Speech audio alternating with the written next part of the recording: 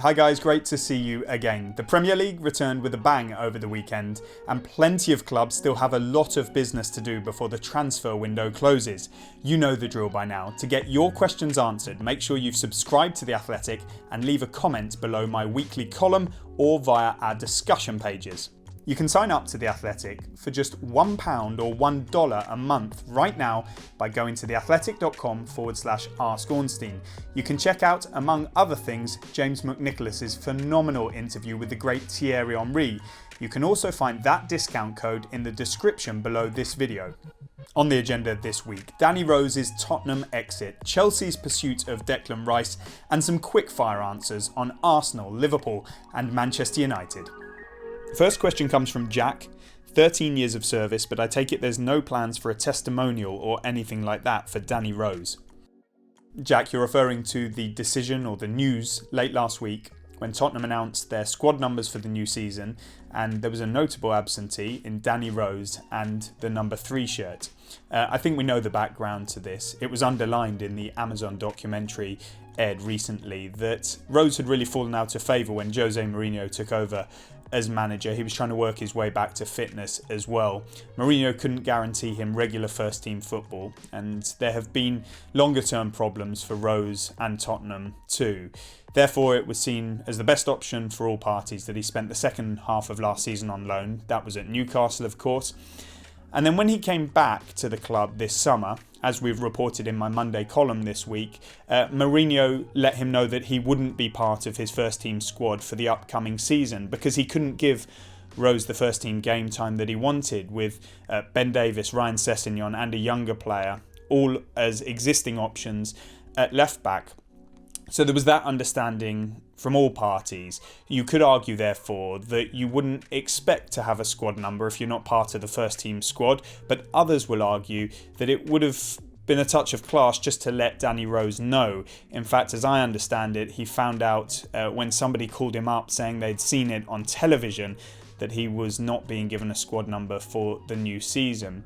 So that makes things a bit difficult in what is a difficult relationship between Danny Rose and Tottenham. His exit is expected.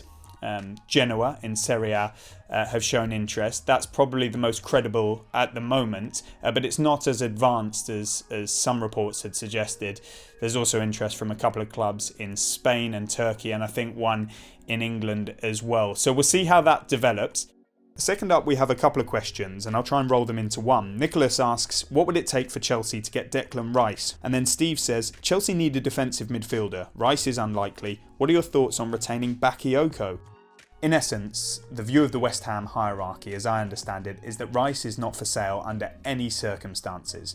Now you can immediately say, well, we've heard this sort of thing before from clubs. Just take Leicester City, for example, with Ben Chilwell. Similar noises were coming out of that club, and then he ended up going to Chelsea. That Chelsea, especially in this transfer window, get whatever they want. But others I've spoken to who are very close to West Ham say that their stance is true, that he will not be leaving, that it's unthinkable in this transfer window, especially after the uproar from West Ham fans and many throughout the game that West Ham decided to sell their homegrown product, Grady Diangana, to West Brom. It showed that they needed money and that they would cash in on Declan Rice at the right price. It's just my knowledge, and I'm not saying it's going to be the case, but I just don't see that happening. We do know of Chelsea's interest. Frank Lampard is really keen on Declan Rice. He would like to bring him to Stamford Bridge and convert him into a top-class centre-back.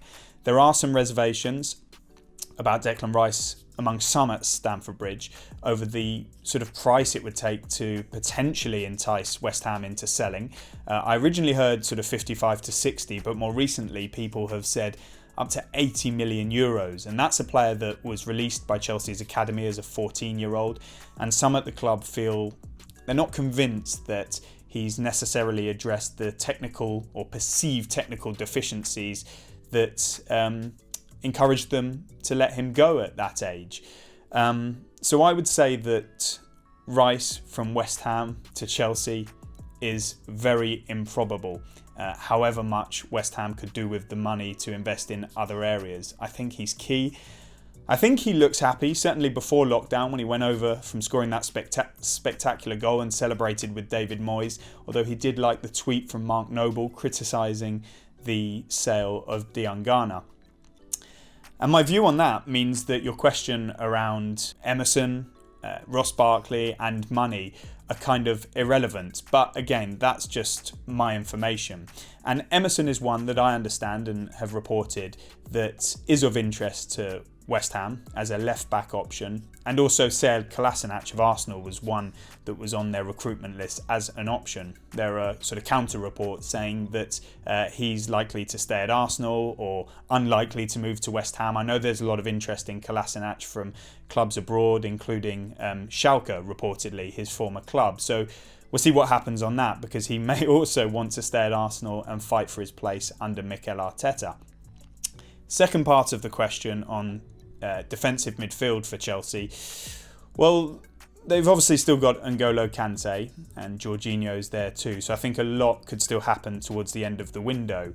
In terms of Bakayoko, it's a really interesting one. I don't think he's part of Frank Lampard's plans, and Chelsea would definitely do business for him at the right price. And by that, I've heard suggestions of a 2-year loan Chelsea would be looking for, with a high loan fee and an option to buy of around 35 million euros and take on what is a very high salary. And that will put off so many clubs from taking Bakayoko. We don't know if that's just posturing at this moment in time, with still a few weeks to go in the window, and then at some point it breaks if nobody bites on that, and Chelsea drop their demands to make sure he gets a move and gets back playing football. On those current terms, it's going to be very unlikely, but equally, I don't see him having a future at Chelsea, and I do think they have got enough cover in that area as things stand. Right, let's get stuck into your quickfire questions. The first from Chijioki, and apologies if I've mispronounced that. What is the situation on the replacement for Emi Martinez? And are Arsenal having to choose between pursuing Aouar or Partey, or is this not happening now at all? First up, Emi Martinez. That deal between Martinez and Villa and Arsenal and Villa is done. We're told the only outstanding issue is between Arsenal and Martinez over a payment that he believed he was due. Presuming that will be sorted, then Martinez will become a Villa player. In terms of a replacement, we know that Arsenal greatly admired David Raya from Brentford. We also know that Brentford have no particular reason to sell, especially after getting a windfall from Ollie Watkins. I've been told they're reluctant to even engage on this one.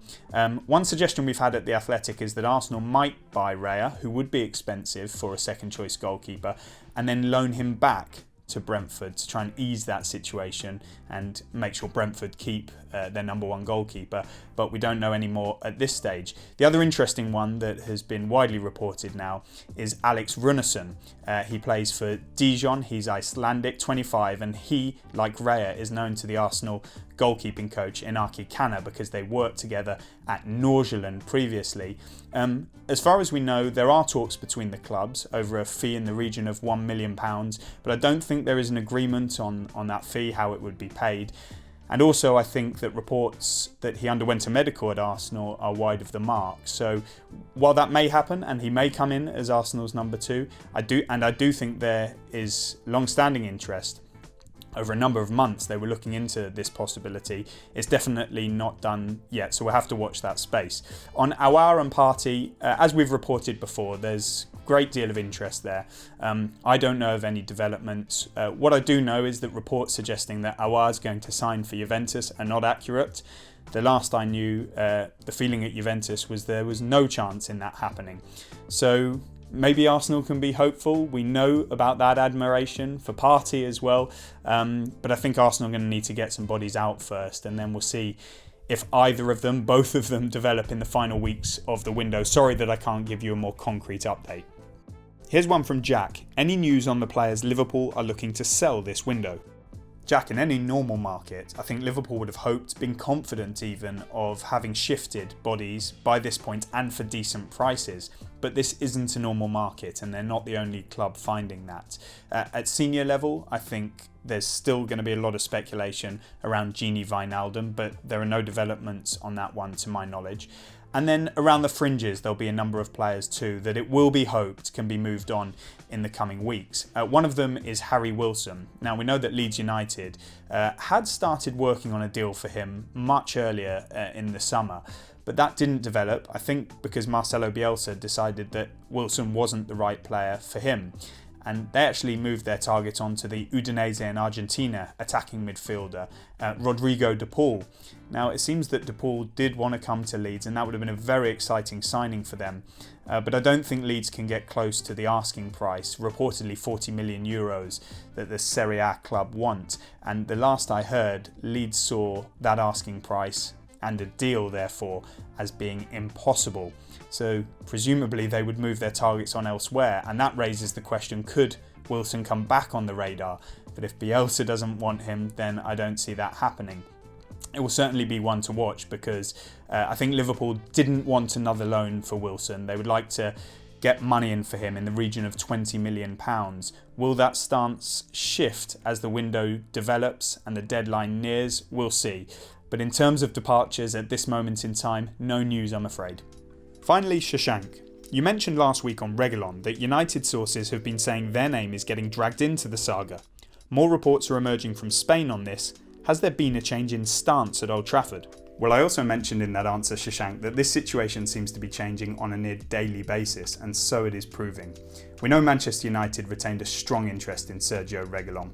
Discussions took place, although I don't think agreements were reached with Real Madrid or the player. And a key sticking point seems to be Real Madrid wanting a buyback clause inserted into any deal for Reguilon and Manchester United being unwilling to agree to that. As you point out, we were told Manchester United suspected that they were being used to an extent to draw Tottenham to the negotiating table. How true that is, I don't know. What I do know is that Tottenham were and are at the negotiating table. They've been interested and considered Reguilon for quite some time, and as we exclusively reported on The Athletic on Tuesday, they are now close to agreeing a deal for the Spain international left-back. It's quite extraordinary how this has turned around, especially as I was told not so long ago that Reguilon was prioritising playing for a club in the Champions League next season, and also that Tottenham's finances were in a very difficult place, but it looks like Tottenham and Jose Mourinho are on course to pull off an extraordinary signing. As for Manchester United, well, the information was always that they were likely to bring in defensive reinforcements only if they were able to move some out. And like with many clubs, they seem to be struggling to shift bodies at this point in time. Their priority throughout the transfer window has been a wide attacking player, their first choice being Jadon Sancho. They've considered alternatives on a loan basis if that does not happen, the likes of Gareth Bale, Douglas Costa, even Perisic. But I do think United will keep pushing for Sancho until the very end of the window, hoping that Borussia Dortmund relent. We know that United have agreed personal terms with Sancho. The issue has been the fee between the two clubs, so that one's at a bit of an impasse as things stand. Now, I'm not sure Bale, for example, would have wanted to be considered as an alternative or the finances involved, and in a jaw-dropping development, Tottenham have opened negotiations to re-sign a player who left them for Real Madrid. Now, the deal is not done. There's a lot that needs to be sorted out, and talks are ongoing as we speak, but I'm told there is optimism on all sides. We don't know exactly what form the deal would take or the finances involved, but as things stand, it seems that Sergio Reguilon and Gareth Bale, two players that might have been going to Manchester United at one point, are now on course to go to Spurs. So that's an update on Manchester United and also on Tottenham. Hi everybody, thanks for watching. Subscribe to this channel to get the latest from this show, Ask Ornstein, as well as other videos and podcasts from Tifo and The Athletic. Make sure you check out the Ornstein and Chapman podcast too. Free to listen wherever you get your podcasts and ad-free when you subscribe to The Athletic.